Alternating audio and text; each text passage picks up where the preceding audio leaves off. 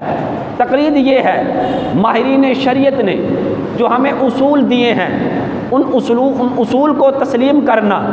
کوئی شعبہ ہو اس کے اندر ایک ماہر ہوتا ہے، ایک اعتماد کرنے والا ہوتا ہے۔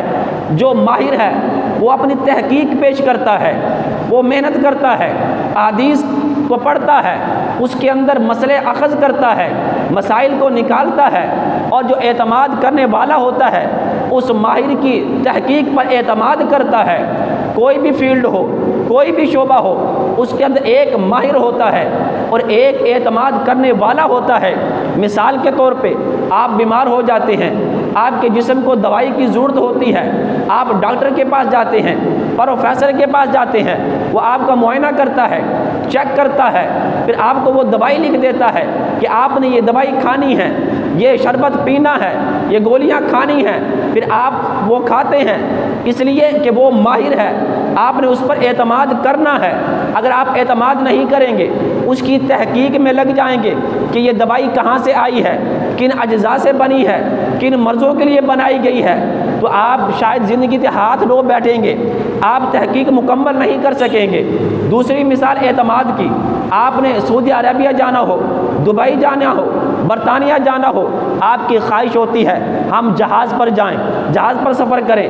جب جہاز پر سوار ہوتے ہیں، جب سیٹ پر بیٹھتے ہیں، جب آپ نے ابھی تک پائلٹ کو نہیں دیکھا، اس کو چیک نہیں کیا، اس کی تعلیم کو چیک نہیں کیا، اس کے سرٹیفکیٹ کو چیک نہیں کیا، اس کی اسناد کو چیک آپ نے نہیں کیا، لیکن آپ پھر بھی سوار ہو جاتے ہیں، سوار ہو جاتی ہیں، اس لیے کہ آپ نے اس پر اعتماد کیا ہے، اعتماد کیا ہے، اور پھر وہ سینکڑوں میل کا سفر جو ہے وہ طے کر کے آپ کو منزل مقصود پر پہنچا دیتا ہے۔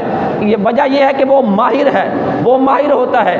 اگر آپ اس پر اعتماد نہیں کریں گے، اس سے پوچھیں گے آپ کا سرٹیفکیٹ کیا ہے، آپ کی تعلیم کیا ہے، آپ ہمیں اپنی اسناد بتائیں، تو وہ کہے گا بھائی آپ نے بیٹھنا ہے تو بیٹھو، کیونکہ آپ اس کے اصول نہیں جانتے، جہاز چلانے کے اصولوں کا آپ کو پتہ نہیں ہے، آپ نہیں جانتے، آپ نے بیٹھنا ہے تو بیٹھیے، اگر آپ نے نہیں بیٹھنا تو آپ نیچے اتر جائیے، ہمیں تم پر اعتراض نہیں ہوگا، تو وہ ماہر ہے۔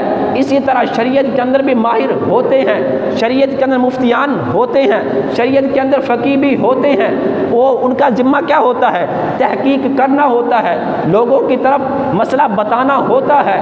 اگر آج ہر شخص تحقیق کرنے لگ جائے تو ہماری زندگی ختم ہو جائے گی، لیکن تحقیق ہماری مکمل نہیں ہو سکتی، تحقیق مکمل نہیں ہو سکتی۔ ذرا اس کی وضاحت کر دیتا ہوں کہ آپ کہیں گے کہ ہم تحقیق نہیں کر سکتے، ہم تحقیق نہیں کر سکتے، میں کہوں گا نہیں آپ تحقیق کر سکتے ہیں، لیکن پہلے کیا ہے؟ اپنے آپ کو محقق بنائیے، اپنے آپ کو مدقق بنائیے، مطالعہ کیجئے، اپنے آپ کو تحقیق کا مطالعہ کرائیے، اپنے آپ کو آپ اہل التحقیق بنیے، کتابوں کو پڑھیے، احادیث کا مطالعہ کیجئے، پھر آپ کام کر سکیں گے، ورنہ آپ کام نہیں کر سکیں گے۔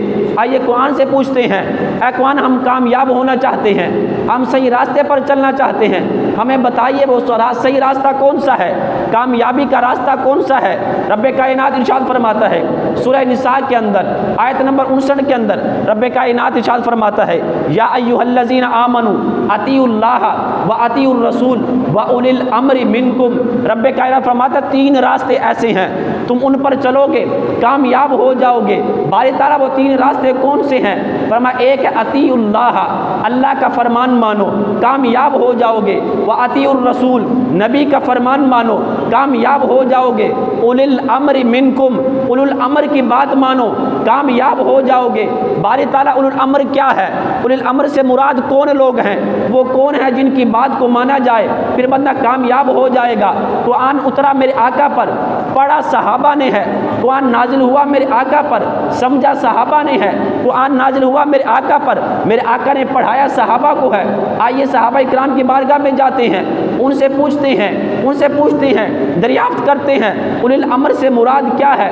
مجھے ایک صحابی نظر آتے ہیں جن کا نام حضرت عبداللہ بن عباس رضی اللہ تعالی عنہما ہے۔ وہ اس آیت کے تحت فرماتے ہیں، تفسیر ابن ابی حاتم الرازی کے اندر اس آیت کے تحت لکھا ہے، علامہ ابوبکر جساس رحمۃ اللہ تعالی علیہ نے احکام القرآن کے اندر لکھا ہے، نواب صدیق حسن خان بھوپالی نے فتح المنان کے اندر اس آیت کے تحت لکھا ہے کہ رب کائنات ارشاد فرماتا ہے تم کامیاب ہونا چاہتے ہو، اللہ کا حکم مانو، نبی کا حکم مانو، اولو الامر کی بات مانو۔ اولو الامر سے مراد کون ہے؟ عبداللہ بن عباس فرماتے ہیں، قال ابن عباس اولو الامر اہل الفقہ والدین، فرماتے ہیں لوگوں اولو الامر سے مراد وہ لوگ ہیں جو ائمہ شریعت ہیں، جو فقیہ ہیں، جو ماہرین شریعت ہیں، ان کے پیچھے چلو گے اللہ کامیابی عطا فرما دے گا، اللہ کامیابی عطا فرما دے گا۔ اب وہ ماہرین کون ہیں؟ ائمہ شریعت کون ہیں؟ فقیہ لوگ کون ہیں؟ فقیہ لوگ کون ہیں؟ سورہ جمعہ آیت نمبر 3 ہے، رب کائنات نے ارشاد فرمایا وآخرین منہم لما یلحقوا بہم۔ جب یہ آیت اتری ہے، حضرت جبریل علیہ السلام میرے آقا کی بارگاہ میں حاضر ہوتے ہیں، عرض کرتے ہیں یا رسول اللہ صلی اللہ علیہ وسلم یہ آیت نازل ہوئی ہے وآخرین منہم لما یلحقوا بہم، اس کا ترجمہ یہ ہے وآخرین منہم، عربی نہیں عجمی آئیں گے، لما یلحقوا بہم ابھی نہیں بعد میں آئیں گے۔ جب یہ آیت نازل ہوئی صحابہ کرام کیونکہ عربی تھے بڑے پریشان ہوئے کہ رب کائنات نے ہماری بات نہیں کی، کیونکہ ہم تو عربی ہیں، عرب کے رہنے والے ہیں، ہماری بات نہیں کی، عجمیوں کی بات کی ہے۔ میرے آقا کی بارگاہ میں حاضر ہو جاتے ہیں، یا رسول اللہ صلی اللہ علیہ وسلم اس آیت کی تفسیر ہمیں بتائیے، ہمیں بتائیے یہ آیت کس کے بارے میں اتری ہے، کن عجمیوں کی بات رب کائنات نے کی ہے، وہ عجمی کون ہے، وہ عجمی کون ہے؟ مسلم شریف اٹھائیے آپ کی مرضی، بخاری شریف پڑھیے آپ کی مرضی، صحیح ابن حبان پڑھیے آپ کی مرضی، صحیح ابن خزامہ پڑھیے آپ کی مرضی، حلیۃ الاولیاء پڑھیے آپ کی مرضی۔ فرماتے ہیں جب صحابہ کرام نے میرے آقا کی بارگاہ میں یہ سوال کیا، میرے آقا نے دائیں بھی دیکھا، بائیں بھی دیکھا، سامنے بھی دیکھا، میرے آقا کی نظر حضرت سلمان فارسی پر پڑتی ہے، میرے آقا نے سلمان فارسی کے کندھے پر ہاتھ رکھا، میرے آقا علیہ السلام نے کیا ارشاد فرمایا، لو کان الایمان عند السریہ، بخاری کی روایت ہے، لو کانوا عند السریہ، مسلم کی روایت ہے، لو کانوا علم الشریعہ، یہ حلیۃ الاولیاء کی روایت ہے، لتناولہ رجال من ابناء اہل فارس، میرے آقا علیہ السلام نے ارشاد فرمایا اے میرے صحابہ یہ جو تمہارا بھائی سلمان ہے، یہ سلمان فارسی جو تمہارا بھائی ہے، یہ میرا صحابی ہے، میرا شاگرد ہے، اس کی نسل سے، اس کی اولاد سے، عربی سے نہیں عجمیوں سے آئیں گے، فارس سے ایک شخص آئے گا، ایک شخصیت آئے گی، اس کے اولاد سے آئے گی، اس کے نسب سے آئے گی، وہ اس کی شان یہ ہے، اس کا مقام یہ ہے، اگر علم جو ہے وہ ثریا ستارے پر بھی پہنچ جائے گا، وہ ثریا ستارے سے اتار کر علم کو زمین پر لے آئے گا، وہ عربی نہیں عجمی ہوگا، وہ عربی نہیں عجمی ہوگا۔ اب وہ کون ہے؟ وہ کون ہے جس کی خوشخبری میرے آقا نے دی ہے کہ علم اگر ثریا ستارے پر پہنچ جائے گا وہ علم کو اتار کر زمین پر لے آئے گا۔ اب سائنس کی تحقیق کرتے ہیں، اب ثریا ستارہ کس کو کہا جاتا ہے؟ اب سائنس کا جب جغرافیہ علم اٹھاتے ہیں اس کے اندر مریخ جو ستارہ ہے اس کو ثریا ستارہ کہا جاتا ہے، مریخ کا نام ثریا ستارہ ہے۔ یہ زمین سے کتنا اونچا ہے؟ 9 کروڑ میل کے چاندنی میل کے مسافت پر یہ ستارہ جو ہے آسمان پر ہے، یا اتنا بلند و بالا ہے، اتنا اونچا ہے زمین سے، 9 کروڑ میل کی مسافت پر یہ ستارہ ہے۔ تو اتنا دور اگر علم ہوگا تو میرے آقا نے فرمایا وہ ایک شخصیت ایسی آئے گی، اگر علم جو ہے وہ زمین سے 9 کروڑ میل کے فاصلے پر بھی ہوگا وہ علم کو اتار کر زمین پر لے آئے گی۔ اب وہ کون ہے؟ وہ عجمی کون ہے جس کی بات میرے آقا نے کی ہے اور رب کائنات نے قرآن مجید کے اندر کی ہے، اس کی خوشخبری دی ہے، اس کا تذکرہ کیا ہے، اور وہ کون ہے؟ اب صحابہ کرام کے بعد، کیونکہ میرے آقا نے فرمایا ہے کہ صحابہ کرام کے بعد آئیں گے، صحابہ میں سے کوئی نہیں ہوگا۔ اب صحابہ کرام کے بعد جنہوں نے امت کو سنبھالا ہے، امت کی رہبری کی ہے، مسائل ان تک پہنچائے ہیں، ان کی تعداد 4 ہے، وہ 4 شخصیات ہیں۔ ایک کا نام امام اعظم ابو حنیفہ رحمۃ اللہ تعالی علیہ ہے، ایک کا نام امام مالک رحمۃ اللہ تعالی علیہ ہے، ایک کا نام امام احمد بن حنبل حنبل ہے، ایک کا نام امام شافعی رحمۃ اللہ تعالیٰ علیہ ہے۔ اب ذرا ان دیکھتے ہیں ان کے قبیلے کا نام کیا ہے۔ امام احمد بن حنبل کے قبیلے کو دیکھتے ہیں، ان کے قبیلے کا نام بنو شیبان ہے۔ شیبان قبیلہ جو ہے وہ عربی ہے، عجمی نہیں ہے۔ میرے آقا نے عربی کی نشانی دی ہے، تو یہ تو نہیں ہو سکتا۔ امام شافعی کے قبیلے کو دیکھتے ہیں، ان کے قبیلے کا نام مطلبی قریشی ہے، قریشی قبیلہ عربی ہے، عجمی نہیں ہے، تو یہ تو نہیں ہو سکتا۔